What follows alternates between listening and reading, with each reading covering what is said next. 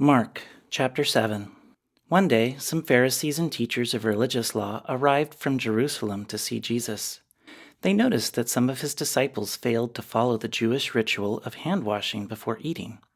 The Jews, especially the Pharisees, do not eat until they have poured water over their cupped hands, as required by their ancient traditions.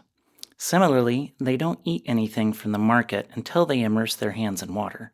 This is but one of many traditions they have clung to, such as their ceremonial washing of cups, pitchers, and kettles. So the Pharisees and teachers of religious law asked him, "Why don't your disciples follow our age-old tradition? They eat without first performing the hand-washing ceremony." Jesus replied, "You hypocrites! Isaiah was right when he prophesied about you, for he wrote, 'These people honor me with their lips, but their hearts are far from me. Their worship is a farce, for they teach man-made ideas as commands from God. For you ignore God's law and substitute your own tradition.'"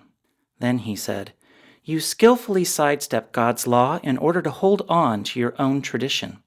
For instance, Moses gave you this law from God: honor your father and mother, and anyone who speaks disrespectfully of father or mother must be put to death. But you say it is all right for people to say to their parents, 'Sorry, I can't help you, for I have vowed to give to God what I would have given to you.' In this way, you let them disregard their needy parents, and so you cancel the word of God in order to hand down your own tradition. And this is only one example among many others."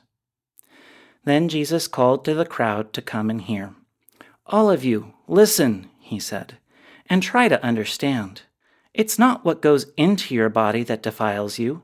You are defiled by what comes from your heart."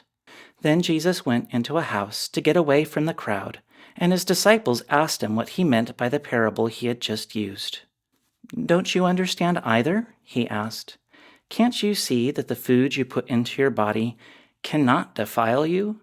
Food doesn't go into your heart, but only passes through the stomach and then goes into the sewer." By saying this, he declared that every kind of food is acceptable in God's eyes.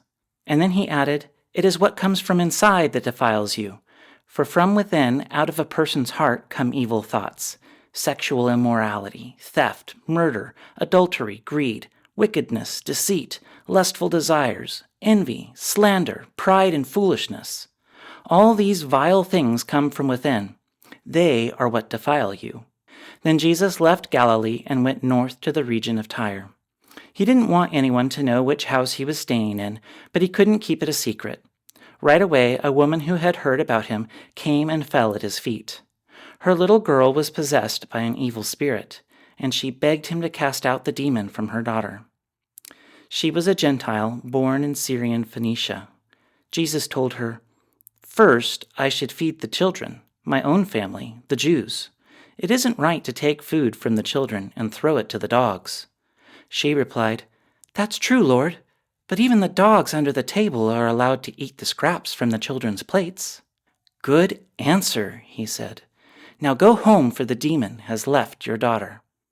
And when she arrived home, she found her little girl lying quietly in bed, and the demon was gone. Jesus left Tyre and went up to Sidon before going back to the Sea of Galilee in the region of the 10 towns. A deaf man with a speech impediment was brought to him, and the people begged Jesus to lay his hands on the man to heal him. Jesus led him away from the crowd so they could be alone. He put his fingers into the man's ears. Then, spitting on his own fingers, he touched the man's tongue.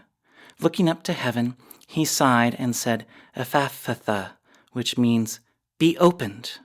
Instantly the man could hear perfectly, and his tongue was freed so he could speak plainly. Jesus told the crowd not to tell anyone, but the more he told them not to, the more they spread the news. They were completely amazed and said again and again, "Everything he does is wonderful. He even makes the deaf to hear and gives speech to those who cannot speak."